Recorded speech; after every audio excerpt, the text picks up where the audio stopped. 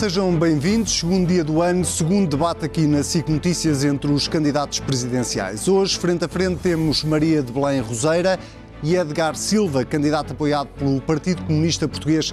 Muito boa noite a ambos. Por sorteio ficou combinado que começava Edgar Silva e é para si então que vai a primeira pergunta. Nestas eleições presidenciais em 10 candidatos há pelo menos 7 que vêm da área da esquerda. E, ao contrário, do lado do centro-direita há apenas um candidato, que é Marcelo Rebelo de Sousa. O que é que falta para a esquerda se conseguir entender e apoiar um único candidato? Muito boa noite. Boa noite a todos aqueles que nos acompanham e, desde logo, à candidata com quem hoje estou aqui em debate. Agradeço esta possibilidade de debate, de confronto, de ideias. Em primeiro lugar, dizer que, de facto, sou o candidato que é apoiado pelo Partido Comunista Português, não o escondo, e é esse o elemento até de certificação daqueles que são os compromissos que norteiam a minha candidatura, embora ela seja aberta a todos os democratas, todos os patriotas, todo um conjunto de homens e de mulheres que aspiram a um Portugal com rumo diferente. Em relação ao conjunto das candidaturas, há de facto uma candidatura que é apoiada pelo PSD e pelo CDS. Há uma candidatura que é a candidatura de Pedro Passos Coelho e de Paulo Portas, e que será também a candidatura de Cavaco Silva. Essa candidatura da direita, da política de direita, de facto tem um conjunto de outras candidaturas que não se revêem e não se identificam com a natureza da política que o candidato Marcelo Rebelo de Sousa incorpora. E, na verdade, eu tenho que reconhecer que esta pluralidade das candidaturas é um valor em si mesmo, porque comportam objetivos, valores, comportam projetos próprios para enriquecer o debate político, o debate democrático, mas não sei se serão todas da esquerda ou de esquerda. A minha candidatura é despoderadamente, tenho dito, despoderadamente de esquerda, é desavergonhadamente de esquerda. Então há um conjunto de outras candidaturas e eu falaria talvez de uma pluralidade de candidatos, de uma diversidade das candidaturas que não se identificam, nem se revêem na candidatura apoiada por Passos Coelho e Paulo Portas e eu, em concreto, na candidatura que incorporo e que estou a desencadear, encabeçar, é uma candidatura que tem por objetivo não só reconhecer a urgência, mas a necessidade de derrotar o candidato da direita. Então deixe-me pôr-lhe a questão de outra forma. O que é mais importante para si? Levar esta candidatura até ao fim ou impedir que Marcelo Rebelo de Sousa ganhe a primeira volta? O mais importante para mim é criar todas as condições para que os valores de Abril possam triunfar no dia 24 de janeiro. O grande objetivo é ter, a partir de toda esta dinâmica de alargamento, de crescimento que está em marcha na sociedade portuguesa, associada a este vasto movimento de contestação, de exigência de um outro rumo para Portugal, esta candidatura ter todas as condições para crescer e para não só derrotar o candidato apoiado por Cavaco Silva e por Paulo Portas, mas ser uma candidatura que possa ter a vasta e mais profunda aceitação do eleitorado. Maria de Belém, o que é que impede que a esquerda de conseguir concentrar os votos numa única candidatura? Ora bem, para já as candidaturas a Presidente da República são apartidárias, sabemos. Não estava a falar em apartidárias, ia dizer que são... o Presidente da República é um órgão de soberania unipessoal. Portanto, são órgãos em relação aos quais o perfil e a natureza dos candidatos faz toda a diferença. Aliás, nós podemos analisar o que foram os vários Presidentes da República deste Portugal Democrático, vemos todos eles foram diferentes, tirando Ramalhianes, que é Presidente ainda numa época em que há... o controle militar sobre o poder político e que depois ele próprio também ainda é Presidente da República numa segunda fase, não é?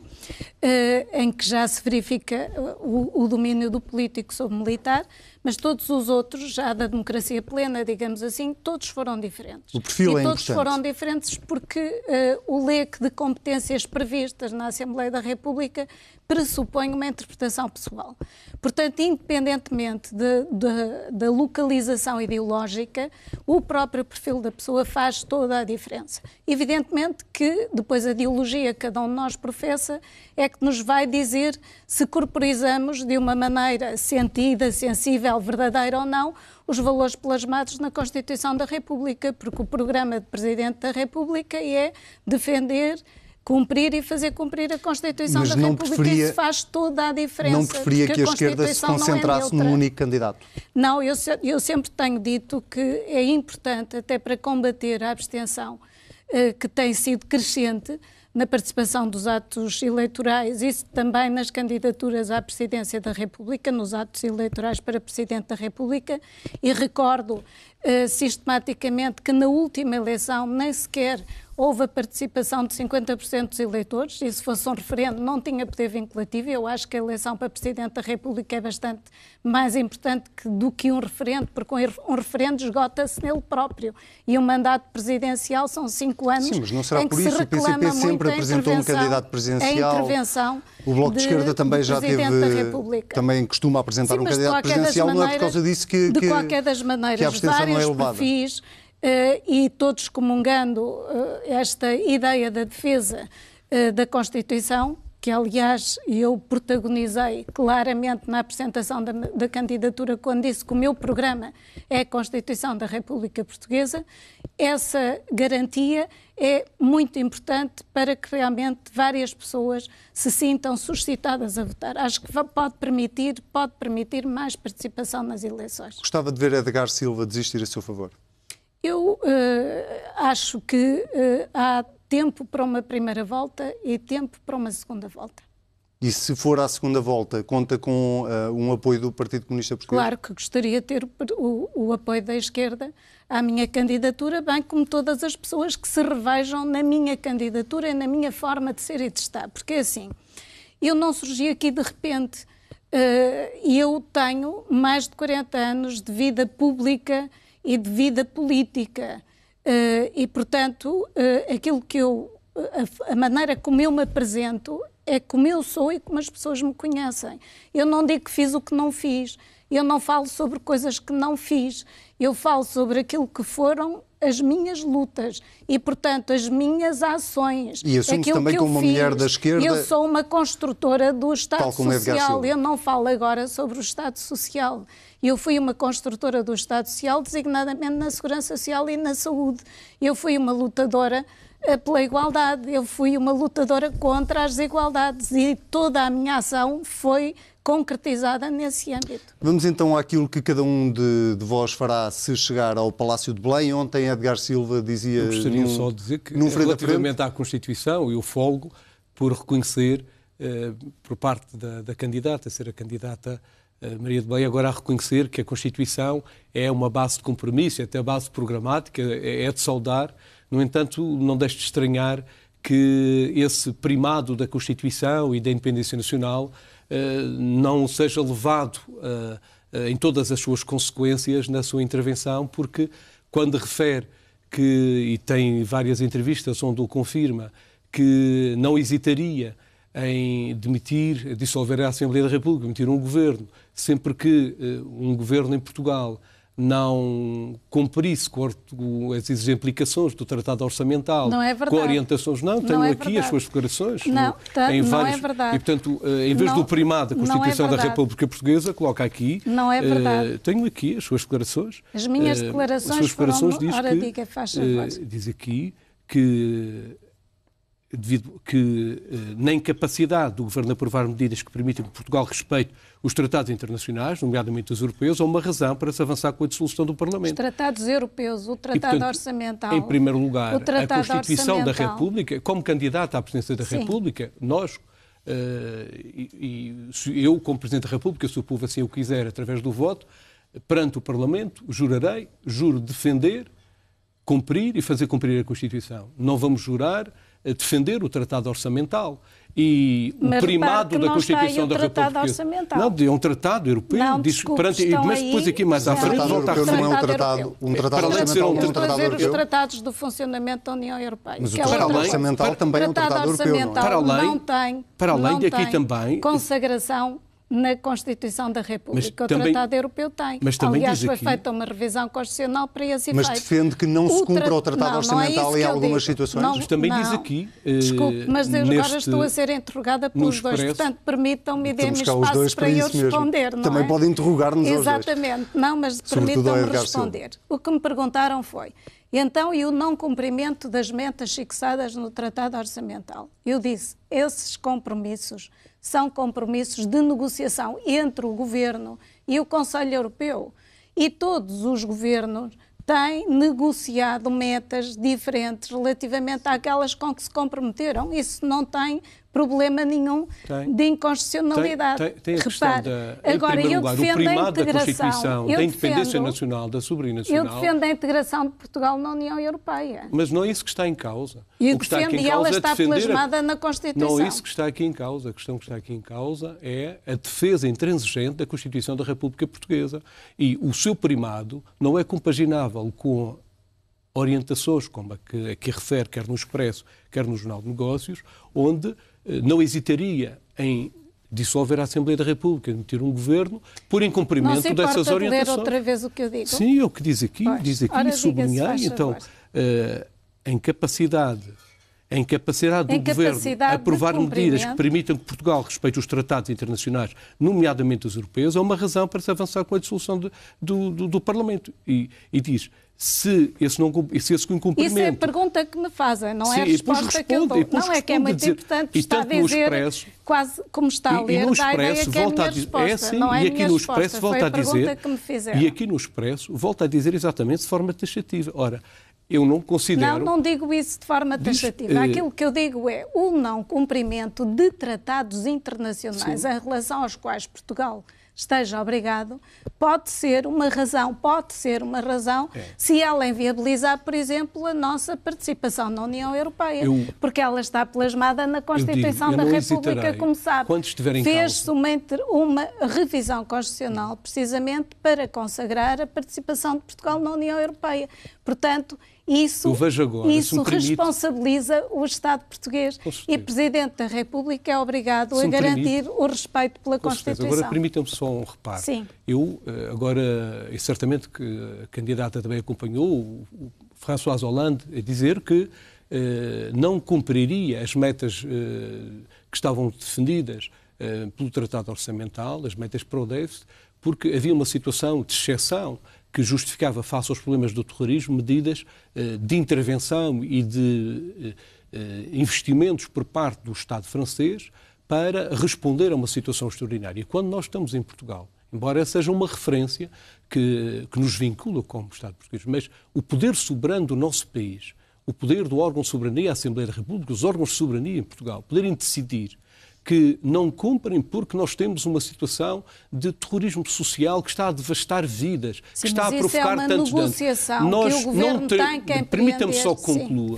Não teremos nós o poder e o dever até de decidir que em Portugal, face às medidas de exceção que hoje se justificam para garantir justiça social, que temos esse poder de decidir, só porque ultrapassamos essa obsessão do déficit, vamos dissolver o Parlamento, demitir um governo. Então não temos deveres relativamente, desde logo, à salvaguarda da independência e soberania nacionais, mas defender o povo português em primeiro lugar. Uma vida em França, eu não vi um levante à escala europeia, porque o presidente francês, porque François Hollande, decidiu excepcionalmente responder a medidas de intervenção extraordinária face àquele problema. E em Portugal, nós temos, neste momento, 360 mil idosos que vivem em situação de pobreza absoluta. De um ano para o outro, mais 42 mil pobres idosos surgiram de novo porque têm reformas abaixo de 400 euros. Vamos permitir a Maria de Belém que responda... Nestas situações onde 3 milhões de portugueses vivem na absoluta pobreza,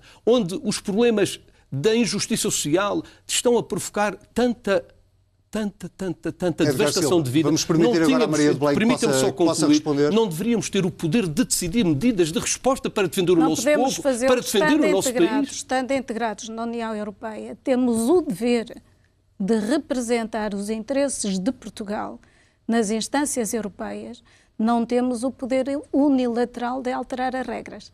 E, portanto, a partir do momento em que nós estamos integrados na União Europeia, e que nos obrigamos a um conjunto de respeitos, por um conjunto de regras, nós devemos batalhar para que essas regras se ajustem àquilo que é a especificidade dos nossos problemas, mas não podemos deixar de as cumprir por decisão unilateral. Eu concluo que, aliás, das suas palavras, não conclua, já que eu ainda não acabei. Agora vai-me deixar... Não, agora vai-me deixar terminar, se faz favor. Porque o que se passa é o seguinte, esses grandes países não decidem também unilateralmente. Eles chegam lá e dizem que é de uma determinada maneira e são respeitados. E o que se passa em relação a Portugal é que Portugal pode querer fazer valer a sua posição e não é respeitado e não é tratado com igualdade, que é contra isso que eu me rebelo. Porque realmente nós temos que exigir respeito pelo nosso país, temos que exigir a defesa dos nossos interesses e temos que apresentar na União Europeia os nossos indicadores sociais e económicos, porque as políticas que nos obrigaram a executar foram todas elas contrariadas pelos resultados desastrosos a que levaram. Agora, não temos poder unilateral para dizer não cumprimos. Temos poder para representar adequadamente e com argumentos válidos e fortes e adequados a defesa do interesse das portuguesas e dos portugueses na União Europeia. Para encerrar este capítulo, por favor. De qualquer forma eu só e de uma falarei maneira... quando a senhora candidata o permitir. Pois, como há pouco, aliás, aconteceu connosco, então, não é? Portanto, nós devemos defender os nossos interesses, isso não há dúvida nenhuma. E devemos fazer valer os nossos interesses e exigir um tratamento de igualdade. Portugal não tem sido tratado como um país igual no âmbito da União Europeia. Pedro Passos Coelho e Paulo Portas disseram exatamente isso ao longo dos últimos tempos. O que a minha candidatura defende é que, em primeiro lugar, custe o que custar, em primeiro lugar, nós temos a obrigação de defender Portugal e os portugueses. Essa sua orientação de uma subserviência inaceitável a interesses estranhos e estrangeiros a Portugal. Essa intervenção que vai no sentido com o qual eu discordo, embora tenha de facto outros defensores, o PSD e o CDS no governo, fundamentaram toda a sua intervenção, toda a intervenção do anterior governo, anterior a 4 de outubro, exatamente nessa linha. Eu considero que as políticas que interessam à senhora Merkel não são as políticas que interessam a Portugal e aos portugueses. As políticas que interessam à senhora Merkel e aos seus amigos não são aquelas que interessam e servem, na maior parte dos casos, ao povo português, aos trabalhadores de Portugal. Hoje, um trabalhador em Portugal, com os mais baixos salários à escala europeia, perante essas imposições que vêm da União Europeia, onde nós temos apenas deveres e a usurpação permanente de direitos e de rendimentos, esse não é o modelo que nós queremos para o nosso país. Então, o que eu posso concluir é que realmente, se fosse eleito Presidente da República, por aí simplesmente dizia não cumprimos. Não cumprimos e, portanto, deixava de estar na União Europeia. Não é verdade? Rasgaria os tratados orçamentais ou sugeria que se rasgasse? Rasgaria os tratados, isso que levava, porque me está aqui a fazer aproximar de uma posição que nunca foi, por acaso, a posição quer de Passos Coelho, quer de Paulo Portas, pelo menos daquilo que nos foi transmitido. E eu não aceito uma aproximação dessas, porque eu tenho uma intervenção pública conhecida, quer de palavra, quer da escrita. Aqui. Desculpe, deixe-me acabar, se faz favor, no sentido de que a minha posição era exatamente igual à dele. Não, aquilo que eu sempre disse é que considerei que os interesses dos portugueses não foram nem defendidos, nem apresentados com indicadores na União Europeia. Porque eu tive participação em muitos fóruns internacionais. Eu estive no Conselho da Europa, por exemplo, como na Assembleia Parlamentar do Conselho da Europa. Eu tive relatórios meus aprovados na Assembleia Parlamentar do Conselho. Desculpe, não disse o contrário. Não esteja a subverter as minhas palavras. Porque isso não é forma de debater. O senhor quer me encostar a uma coisa que não é verdade. O que eu estou a dizer é o seguinte. Eu tive relatórios meus aprovados e foram pelo menos 2, um dos quais a condenação das políticas... Desculpe. É a defesa da Constituição da República Portuguesa. Políticas de austeridade. O que está em causa é a Constituição do interesse nacional. Se a Constituição inviabilizam o exercício dos direitos fundamentais. E um outro relatório aprovado em julho do ano passado, que acabou de terminar, por unanimidade em comissão. e por maioria sem nenhum voto contra em plenário, precisamente sobre a importância do modelo social europeu e da sua não Vamos ter que avançar. Eu tinha dito há pouco que era mesmo para encerrar. Agora, distorcer as minhas afirmações, dizendo que eu confundo tratado orçamental com os tratados da União Europeia, dizendo aquilo que eu nunca disse, porque aquilo que eu disse foi o tratado orçamental é uma coisa, tem metas de déficit, é todo negociável entre o Governo e o Conselho Europeu, nos Conselhos de Ministros das Finanças, como entenderem. O Presidente da República não tem que se meter nisso. Agora, o Presidente da República tem que assegurar que os tratados internacionais, enquanto não forem alterados, são cumpridos. Maria de Belém, acho que ficou claro, mesmo para terminar este assunto, por favor. O que nos distingue é que eu defendo, de facto, o primado da Constituição da República Portuguesa, mas que não seja por isso, na medida em que também da sua parte tem a vontade de defender a Constituição da República Portuguesa. Não tenho a vontade, tenho o juramento. Tenho o juramento e eu sou uma pessoa de palavra. Permita-me concluir que da sua parte, numa segunda volta, se caso isso for necessário, que o seu apoio não possa ser dispensado à minha candidatura, não deixe de ser dispensado. Porque pode ter a certeza que eu tudo farei para um efetivo compromisso na defesa intransigente da Constituição da República Portuguesa. Muito bem. Admite essa possibilidade? Eu gostaria em democracia de falar tudo está em aberto. De que em democracia é isso mesmo, tudo está sempre em aberto. Mas da mesma forma que apelo ao apoio do PCP numa segunda volta, se for à segunda volta, vai pensar no assunto. Estou convencida que serei eu a passar a uma segunda volta. E nessa altura peço também ao candidato Edgar Silva que analise as minhas declarações, analise a minha vida.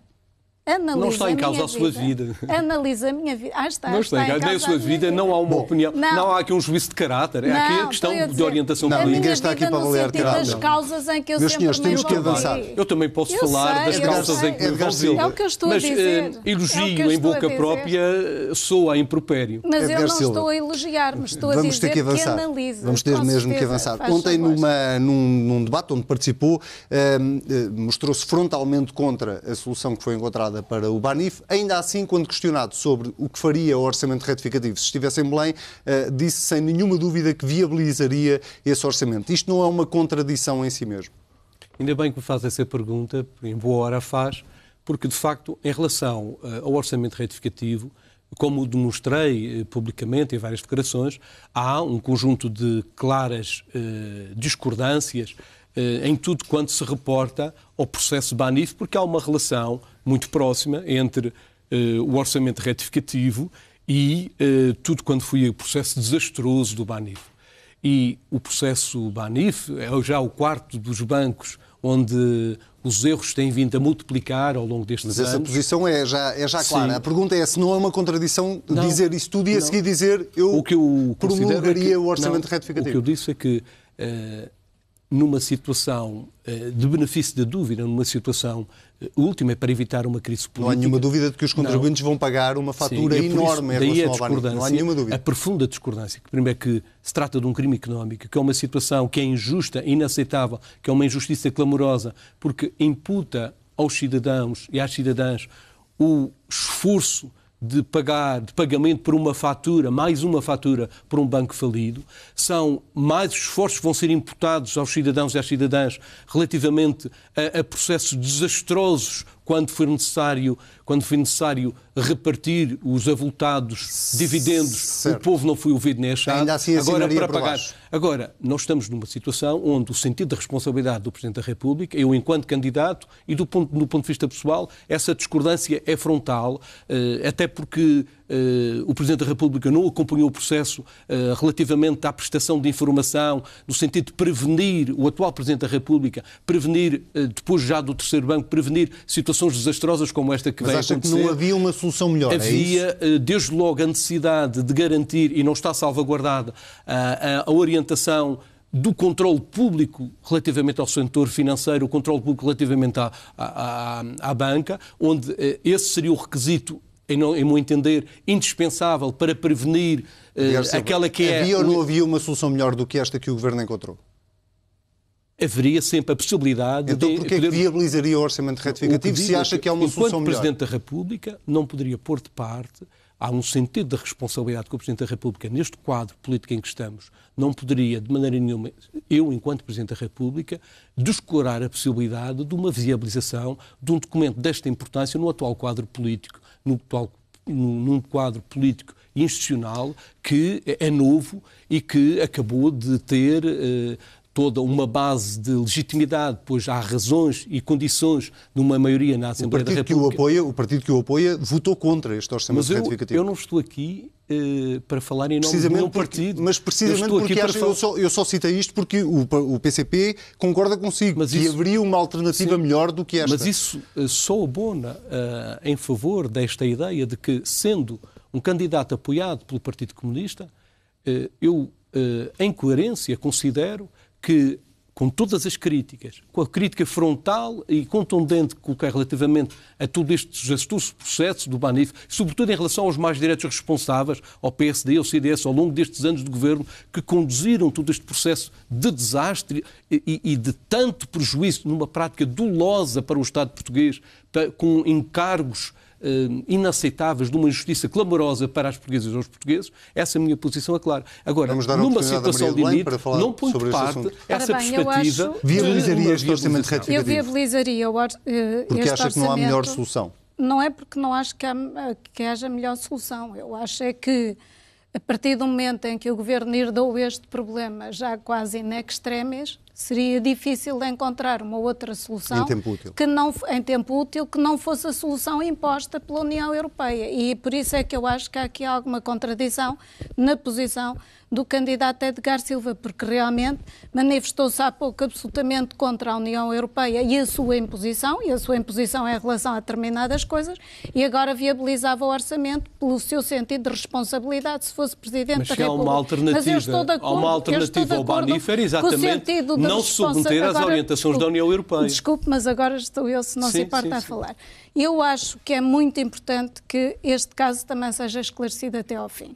Vejo com agrado que vai existir uma comissão de inquérito, mas independentemente disso, espero bem que esta história nos seja bem contada um dia destes, na medida em que aquilo que se passou é algo de absolutamente oculto do ponto de vista do tempo que demorou a resolver, dos procedimentos que aconteceram, da informação que não foi dada e, sobretudo, da situação a que se chegou de até ao fim do ano obrigarem a uma solução. A Direção-Geral de Concorrência acabou por obrigar a uma solução, que é uma solução que onera e muito os contribuintes e que, sobretudo, eu aliás já referi isso ontem, vai fazer com que o risco recaia todo sobre Portugal. O que é que um Presidente da República pode fazer? Quando a lógica do Fundo de Resolução é precisamente a mutualização da dívida, a mutualização destes encargos em termos dos vários países da União Europeia. E do próprio setor financeiro. Do próprio setor financeiro, globalmente, e não apenas do português. E vamos concluir com este tema. E eu vejo com muita dificuldade, e isso não me conformo, que a banca portuguesa seja vista desta maneira pelas entidades europeias. Temos 3 minutos para fechar este debate. Pergunto-lhe, num minuto, se possível, o que é que um Presidente da República pode fazer para ajudar a que, no futuro, os contribuintes não voltem a ser chamados a pagar Eu acho que uma situação destas mostra bem como é indispensável que o Presidente da República seja informado cabalmente do andamento deste tipo. Mas uma vez informado, o que é que pode fazer? Uma vez informado, pode ele próprio tentar influenciar quer o Governo, quer a entidade reguladora, neste caso fundamentalmente a entidade reguladora que responde diretamente ao Banco Central Europeu, não é? No sentido que se encontre uma solução que, mais uma vez, não venha onerar os contribuintes portugueses. Porque realmente nós já tivemos o BPN, eu presidi à Comissão de Inquérito e eu fiquei, como todos imaginam, a assistir a situações que são absolutamente inaceitáveis. Tivemos o BPP, tivemos o BES e agora temos o Banif, não é? E, portanto, numa altura em que era suposto nós até termos usado todas as verbas que faziam parte do programa de assistência financeira para também suprir quaisquer dificuldades da nossa banca. E eu, na altura, chamei a atenção que os espanhóis conseguiram uma solução completamente diferente da nossa, um apoio à banca com uma taxa de juro muito menor e que não entrou para a dívida pública, ao contrário daquilo que fizeram com Mais uma vez a falta de peso de Portugal. Mais uma vez a falta de peso de Portugal e, portanto, dá-me a ideia que há muita coisa para mudar e que o Presidente da República, como é evidente, tem o dever, tem a obrigação de discretamente tentar realmente influenciar no sentido de que os interesses dos portugueses sejam salvaguardados. Muito bem, meus senhores, o tempo passa a voar. Ficou combinado que a última palavra seria para a doutora Maria de Belém e o nosso tempo também já se esgotou. Eu agradeço aos dois. Permita-me só que eu acho que o Presidente da República, permite-me só um reparo. Uma nota de rodapé, por favor. O Presidente da República, de acordo com a Constituição, deve zelar para que o poder político tenha o predomínio sobre o poder económico e tenha o controle sobre o poder económico. E, neste caso, em relação à banca, impõe-se, de facto, imperiosamente, o orientar e criar todo um conjunto de condições para que o controle público possa ser garantido na defesa do Estado português, na defesa dos interesses públicos portugueses. E desse ponto de vista, em controle público, fala da nacionalização da banca? Não necessariamente. Aqui é o controle público em relação ao setor bancário, no sentido de substituir estas regras em que o suposto regulador, o suposto supervisor, tem estado mais conivente com quem está a prevaricar, tem estado mais conivente com quem tem estado a especular na agiotagem. Concorda que a supervisão... E o Presidente da República tem aqui um papel importante. Portugal deve fazer força para que a regulação seja eficaz. Portugal deve fazer força. Mas não só para que seja eficaz. Portugal deve fazer força para que a ética... Eu não vou falar em conivências porque eu não tenho provas. Mas tem sido claramente lesiva. O que eu quero dizer não reconhece que é que, a meu entender, a regulação não tem sido eficaz. Nem tem sido capaz. Claro, não tem sido capaz nem eficaz. Dos interesses públicos. Eu isso digo, o resto não digo, que eu não posso provar. Se os cidadãos vão ter que pagar mais esta fatura... Vamos ter que fechar. Exatamente. Mas permita-me só isso. Se os cidadãos vão pagar mais esta fatura, está-se lesivo. Edgar Silva, deixe terminar Maria de Belém, por favor, que nós temos que terminar o debate. Que se impõe um discurso de imposição a nível da União Europeia, que não haja batota fiscal, que haja uma posição muito clara, muito firme relativamente aos paraísos fiscais e que haja realmente uma intervenção no sentido da defesa da ética no setor financeiro, que implica uma regulação completamente diferente. Os portugueses e os cidadãos europeus não podem estar sujeitos a este tipo de comportamentos. Muito obrigado aos dois por terem aceitado o nosso convite, por terem estado aqui na SIC Notícias. Este domingo, também aqui na SIC Notícias, pode acompanhar o debate entre Marcelo Rebelo de Sousa e Henrique Neto. É a partir das 21h30 da noite, a não perder. Até lá.